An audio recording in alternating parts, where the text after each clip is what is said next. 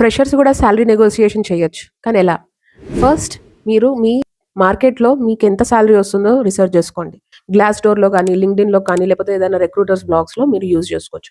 AI కూడా చాలా help చేస్తది ఈ విషయంలో. సెకండ్ వచ్చేసి మీకొక కాంక్రీట్ ఆఫర్ వచ్చే వరకు నెగోషియేషన్ చేయకండి. థర్డ్ వచ్చేసి సాలరీని ఒక ఫిక్స్డ్ నంబర్ లాగా కోట్ చేయకండి. మీకున్న స్కిల్‌కి 4,00,000 అయినా రావాలి. అప్పుడు మీరు 4,00,000 అనకుండా 4,00,000 to 4.5 అని ఒక రేంజ్ ఇస్తే and keep that range little short పెడితే అప్పుడు ఏమవుతుందంటే మీరు ఫ్లెక్సిబిలిటీ ఇచ్చినట్టు అవుతుంది.